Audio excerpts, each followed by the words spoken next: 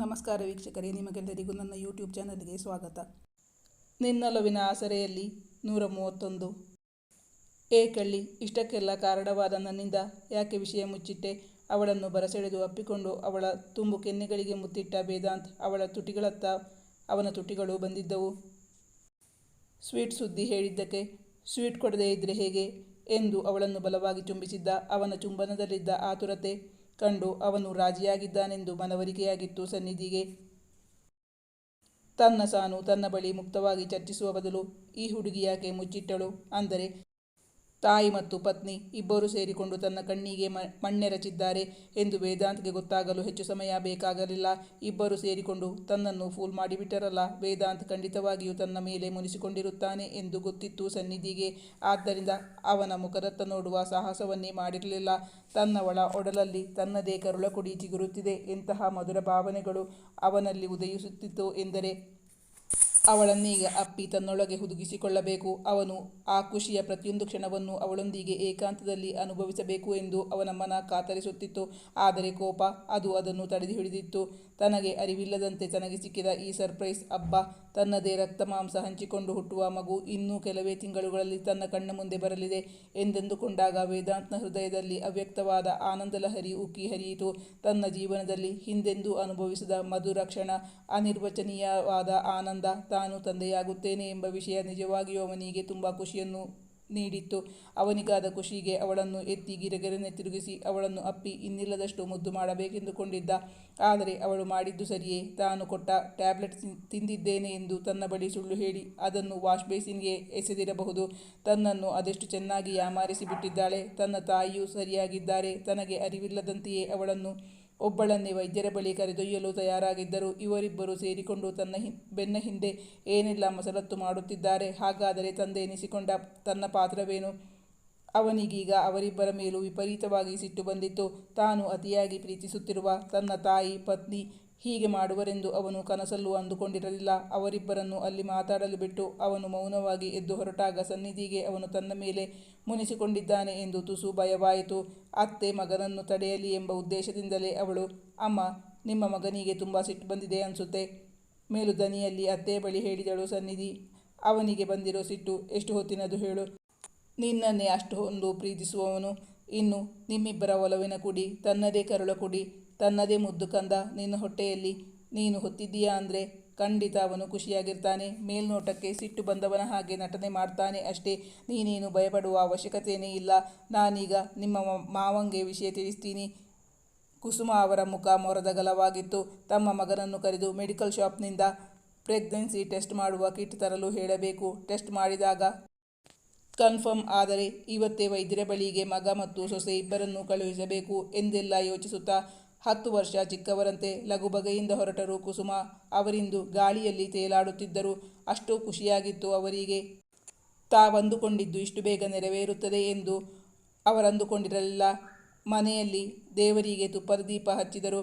ಅವರು ಕೆಳಗೆ ಬಂದು ನೋಡಲು ಮಗನನ್ನು ಎಲ್ಲೂ ಕಾಣಸಿಗಲಿಲ್ಲ. ಬೆಳಗಿನ ತಿಂಡಿಯೂ ಮಾಡದೆ ಇವನು ಎಲ್ಲಿಗೆ ಹೋದ? ಅವರ ಮುಖದಲ್ಲಿ ನಗು ಅರಳಿತು. ಮುನಿಸ್ಕೋ, ಎಷ್ಟು ಹೊತ್ತು ನೀನು ಮುನಿಸ್ಕೊಂಡು ಇರ್ತೀಯಾ? ಆಮೇಲೆ ಮನೆಗೆ ಬರಲೇಬೇಕು ತಾನೆ? ಮಗ ಕಾಣದಾಗ ಅವನಿಗೆ ಕಾಲ್ ಮಾಡಿದ್ದರು ಕುಸುಮ. ಬೆಳಗಿನ ತಿಂಡಿಯೂ ಮಾಡದೆ ತನ್ನ ಕಾರ್ನಲ್ಲಿ ಹೋಟೆಲ್ಗೆ ಹೋಗಿ ತಿಂಡಿ ತಿನ್ನಲು ಎಂದು ಹೋಗಿದ್ದ. ಕುಸುಮ ಅವರಿಗೆ ಈಗ ಸೊಸೆಯ ಮೇಲೆ ಅಕ್ಕರೆ ಇನ್ನೂ ಜಾಸ್ತಿಯಾಗಿತ್ತು. ಕನ್ಫರ್ಮ್ ಆದ್ಮೇಲೇನೆ ನಿಮ್ಮ ಅಮ್ಮಂಗೆ ಕಾಲ್ ಮಾಡಿ ಹೇಳೋಣ. ಅದುವರೆಗೂ ಏನು ಹೇಳೋಕೆ ಹೋಗಬೇಡ. ಸೊಸೆಗೆ ತಾಕೀತು ಮಾಡಿದ್ದರು ಕುಸುಮ. ಅದಕ್ಕೂ ಸಮ್ಮತಿ ಸೂಚಿಸಿದ್ದಳು ಸನ್ನಿಧಿ. ವೇದ್ಗೆ ತಾಯಿಯ ಕಾಲ್ ಕಾಣಿಸಿತು. ಅವನು ಅದನ್ನು ಸ್ವೀಕರಿಸಲೇ ಇಲ್ಲ. ಬಳಿಕ ಕುಸುಮ ಅವರು ಸಂತೋಷದ ಸುದ್ದಿಯನ್ನು ಪತಿಗೆ ತಿಳಿಸಲು ಮತ್ತೆ ಪತಿಯ ರೂಮ್ಗೆ ಹೊರಟರು. ಸೊಸೆಯ ಬಳಿ ಮಾತ್ರವಲ್ಲ, ತಮ್ಮ ಪತಿಯ ಬಳಿಯೂ ವೇದಾಂತ್ಗೆ ಕಾಲ್ ಮಾಡಿಸಿದ್ದರು ಕುಸುಮ. ಯಾವ ಪ್ರಯೋಜನವೂ ಆಗಲಿಲ್ಲ. ಅವನು ಅವರ ಯಾರ ಕರೆಯನ್ನು ಸ್ವೀಕರಿಸುತ್ತಲೇ ಇರಲಿಲ್ಲ. ಸನ್ನಿಧಿಗೆ ಆತಂಕವಾಗುತ್ತಿತ್ತು. ಅವಳು ಮತ್ತೆ ಮತ್ತೆ ಕರೆ ಮಾಡಿದರೂ ಅವಳ ಕರೆಯನ್ನು ಸ್ವೀಕರಿಸಲಿಲ್ಲ ವೇದಾಂತ್. ಅವನ ಮುನಿಸು ಇಳಿಸುವುದು ಹೇಗೆ ಎಂದು ಯೋಚಿಸುತ್ತಿದ್ದಾಗಲೇ ಕುಸುಮ ಅವರು ಮತ್ತೆ ರೂಮ್ಗೆ ಬಂದಿದ್ದರು. ಅವನಿಗೆ ಸಿಟ್ಟಿರೋದು ನಿನ್ನ ಹತ್ರ ಅಲ್ಲ, ನನ್ನ ಹತ್ರ. ನಾನೇ ನಿನ್ನ ಹತ್ರ ಕಾಲ್ ಮಾಡಿಸೋದು ಅಂತ ಅವನು ಫೋನ್ ಪಿಕ್ ಮಾಡ್ತಾ ಇಲ್ಲ. ನೀನು ಟೆನ್ಷನ್ ಮಾಡ್ಕೋಬೇಡ. ಈ ಸಮಯದಲ್ಲಿ ಅದು ಒಳ್ಳೇದಲ್ಲ. ನಿಂಗೆ ಸುಸ್ತು ಸಂಕಟ ಇದ್ದರೆ ನನ್ನ ಹತ್ರ ಹೇಳು. ತುಂಬ ಹೊತ್ತು ಆಯಿತು, ಹಸಿವಾಗುತ್ತೇನೋ, ಏನಾದರೂ ತಿನ್ನು. ಏನು ತಿನ್ನಬೇಕು ಅನಿಸುತ್ತೆ ಹೇಳು, ನಾನು ಮಾಡ್ಕೊಡ್ತೀನಿ. ಸನ್ನಿಧಿಗೆ ಈಗ 4 ತಿಂಗಳಿಂದ ಮೊಮ್ಮಗು ಮಗುವಿಗಾಗಿ ಅತ್ತೆಯ ಕಿರುಕುಳ ಎಷ್ಟು ಇತ್ತು ಎಂದರೆ ತಾನು ಒಬ್ಬಳೇ ಅತ್ತೆಯ ಕೈಯಲ್ಲಿ ಸಿಕ್ಕಿ ಹಾಕಿಕೊಳ್ಳಬಾರದು ಎಂದು ಅಂದುಕೊಳ್ಳುತ್ತಿದ್ದಳು. ಅವರನ್ನು ಕಂಡಾಗಲೆಲ್ಲ ತನ್ನನ್ನು ಪರೀಕ್ಷಿಸಲು ಗೈನಿಕಾಲಜಿಸ್ಟ್ ಬಳಿ ಕರೆದೊಯ್ಯುವರು. ಅಲ್ಲಿ ಹೋದರೆ ಏನೇನು ಟೆಸ್ಟ್ ಮಾಡಲು ಹೇಳುತ್ತಾರೋ, ತನಗೆ ಏನಾಗುವುದೋ ಎಂಬ ಭಯ ಅವಳನ್ನು ಕಾಡುತ್ತಿತ್ತು. ಇಂದು ಅವಳು ತುಂಬ ನಿರಾಳಳಾಗಿದ್ದಳು. ಸದ್ಯಕ್ಕೆ ಅತ್ತೆಯ ಕಾಟವಿಲ್ಲ. ಆದರೆ ಪತಿ ನಿಜ ಹೇಳಬೇಕೆಂದರೆ ಸನ್ನಿಧಿಗೆ ವೇದಾಂತನನ್ನು ಕಂಡರೆ ಇನ್ನಿಲ್ಲದ ಪ್ರೀತಿ. ಅವನಿಂದ ವಿಷಯ ಮುಚ್ಚಿಡಲು ಅವಳು ತುಂಬ ಕಷ್ಟಪಡುತ್ತಿದ್ದಳು. ಅವನು ಇದನ್ನು ಹೇಗೆ ಸ್ವೀಕರಿಸುವನು ಎಂಬ ಭಯವೂ ಇತ್ತು. ಬೆಳಗ್ಗೆ ಮನೆ ಬಿಟ್ಟು ಹೋದ ವೇದಾಂತ್ ಹೋಟೆಲ್ನಲ್ಲಿ ತಿಂಡಿ ತಿಂದು ಆಫೀಸ್ಗೆ ಹೋಗಿ ತನ್ನ ಕೆಲಸ ಮಾಡುತ್ತಿದ್ದ. ಮನೆಯವರೆಲ್ಲ ಸೇರಿಕೊಂಡು ಎಷ್ಟು ಕಾಲ್ ಮಾಡಿದರೂ ಅವನು ಕಾಲ್ ರಿಸೀವ್ ಮಾಡುತ್ತಿರಲಿಲ್ಲ.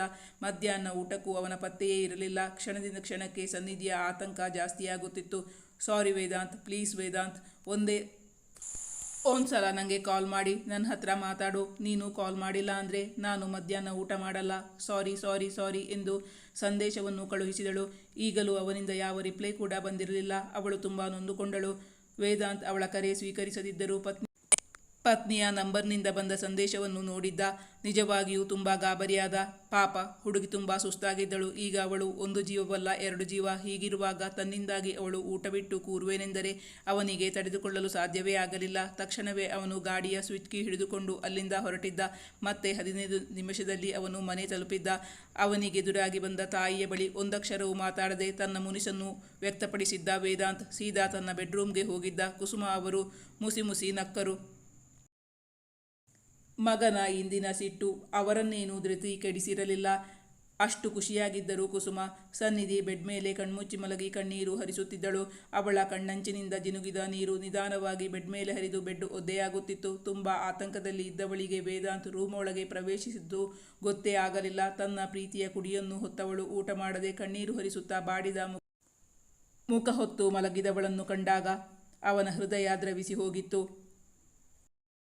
ತಾನು ಈ ರೀತಿ ಮುನಿಸಿಕೊಳ್ಳುವುದರಲ್ಲಿ ಅರ್ಥವೇ ಇಲ್ಲ ಎನಿಸಿದವನಿಗೆ ಪಾಪ ಇದರಲ್ಲಿ ಅವಳದೇನೂ ತಪ್ಪಿಲ್ಲ. ತಾಯಿಯ ಒತ್ತಾಯಕ್ಕೆ ಮಣಿದು ಈ ರೀತಿ ಮಾಡಿದ್ದಾಳೆ. ತನಗೆ ತಿಳಿಯದಂತೆಯೇ ಸರ್ಪ್ರೈಸ್ ಕೊಟ್ಟಿದ್ದಕ್ಕೆ ತಾನು ಕೋಪಿಸಿಕೊಳ್ಳುವುದು ಸರಿಯಲ್ಲ. ಈ ಸಮಯದಲ್ಲಿ ತನ್ನ ಮುದ್ದಿನ ಪತ್ನಿ ಕಣ್ಣೀರು ಹಾಕುವುದು ಅವನಿಗೆ ಸಹಿಸಲಾಗಲಿಲ್ಲ. ನಿಧಾನವಾಗಿ ಬಾಗಿ ಅವಳ ಕಣ್ಣೀರನ್ನು ತನ್ನ ತುಟಿಗಳಿಂದಲೇ ಒರೆಸತೊಡಗಿದ ವೇದಾಂತ್. ಕುಸುಮ ಅವರು ಡ್ರೈವರ್ ಜೊತೆ ಹೋಗಿ ತಾವೇ ಟೆಸ್ಟ್ ಮಾಡಲು ಕಿಟ್ ತಂದು ಸೊಸೆ ಬಳಿ ಕೊಟ್ಟಿದ್ದರು. ಆದರೆ ಮಗ ಅವಳ ಮೇಲೆ ಮುನಿಸಿಕೊಂಡಿದ್ದರಿಂದ ಅವಳು ಇನ್ನೂ ಅದನ್ನು ಉಪಯೋಗಿಸಿಕೊಂಡಿರಲಿಲ್ಲ. ವೇದಾಂತ್ನ ಬಿಸಿ ಉಸಿರು ಅವಳ ಮುಖದ ಮೇಲೆಲ್ಲ ತಾಗಿದಾಗ, ಅವನ ಪ್ರೀತಿಯ ಸಿಹಿ ಮುತ್ತು ಸಿಕ್ಕಿದಾಗ ಕಣ್ಬಿಟ್ಟು ನೋಡಿದ್ದಳು ಸನ್ನಿಧಿ. ಕನಸ ನನಸ? Sorry Vedant, I am really sorry. ಇದು ಒಂದ್ಸಲ ನನ್ನ ಕ್ಷಮಿಸಿಬಿಡು. ನಿಂಗೆ ಹೇಳಬೇಕು ಅಂತಾನೆ ತುಂಬ ಸಲ ಪ್ರಯತ್ನಪಟ್ಟೆ. ಆದರೆ ನೀನು ಖಂಡಿತ ಒಪ್ಪಲ್ಲ ಅಂತ ಗೊತ್ತಿತ್ತಲ್ಲ.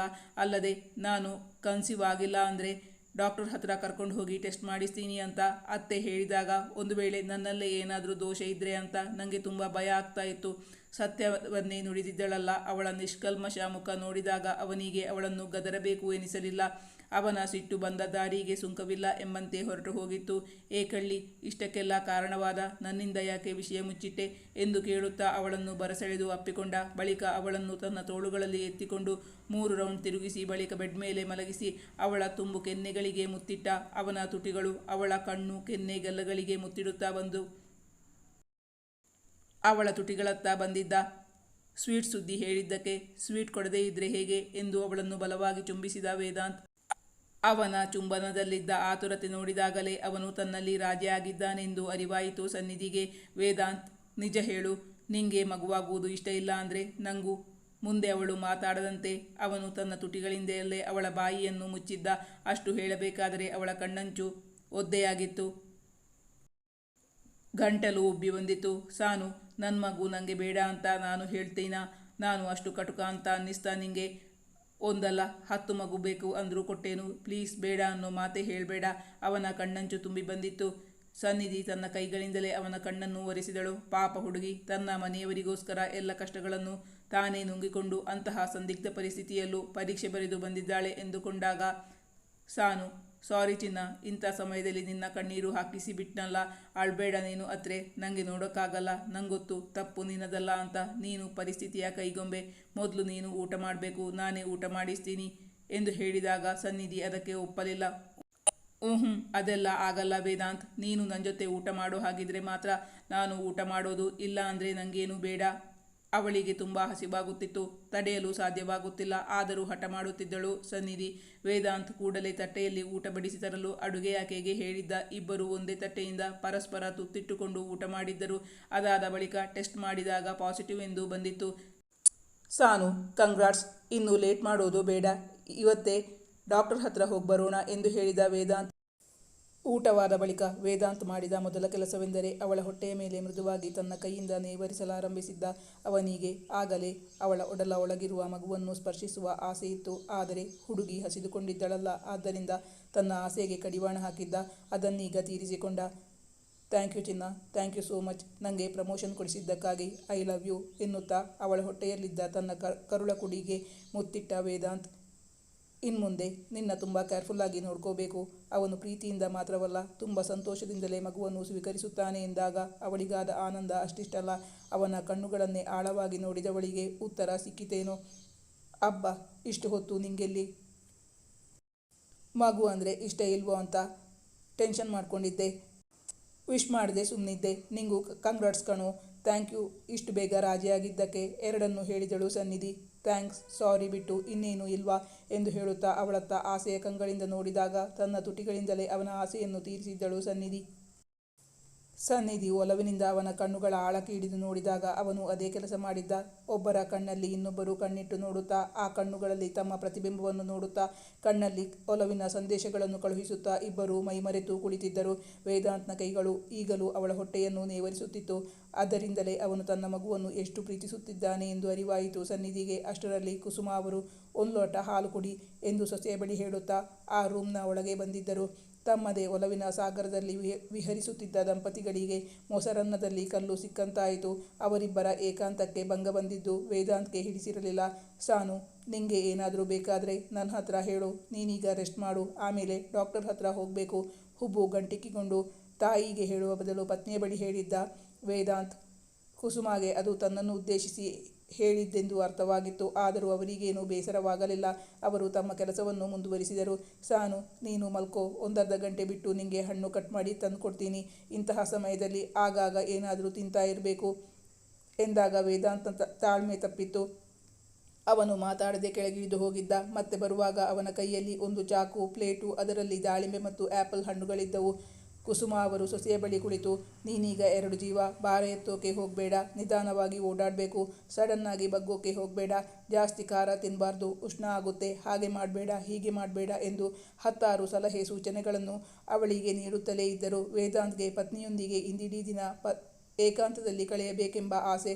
ಆದರೆ ಕುಸುಮ ಅವರು ಅದಕ್ಕೆ ಅಡ್ಡಿಯಾಗಿದ್ದರು. ತಾಯಿ ಕೊರೆಯುತ್ತಿರುವುದನ್ನು ಕಂಡು, ಸಾನು, ನಿಂಗೆ ತಲೆನೋವು ಬಂದುಬಿಟ್ಟಿತು, ಮಲಗಿ ರೆಸ್ಟ್ ಮಾಡು ಎಂದು ಸೂಚ್ಯವಾಗಿ ಹೇಳಿದ ವೇದಾಂತ್. ಮಗನ ಅಸಮಾಧಾನವನ್ನು ಅರ್ಥ ಮಾಡಿಕೊಂಡ ಕುಸುಮ ಅವರು ಅಲ್ಲಿಂದ ಎದ್ದರು. ಅವರು ರೂಮ್ನಿಂದ ಹೊರ ಹೋಗುತ್ತಿದ್ದಂತೆಯೇ ದಡಾರನೆ ಬಾಗಿಲು ಹಾಕಿಕೊಂಡು ಒಳಗಿನಿಂದ ಲಾಕ್ ಮಾಡಿಕೊಂಡ ವೇದಾಂತ್.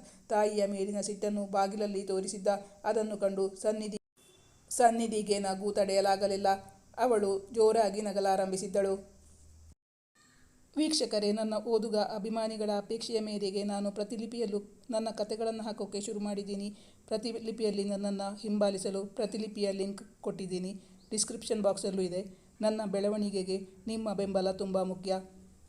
ಪ್ರತಿಲಿಪಿಯಲ್ಲಿ ನನ್ನನ್ನು ಫಾಲೋ ಮಾಡಿ ಪ್ರೋತ್ಸಾಹಿಸಬೇಕಾಗಿ ವಿನಂತಿಸ್ತೀನಿ. Thank you.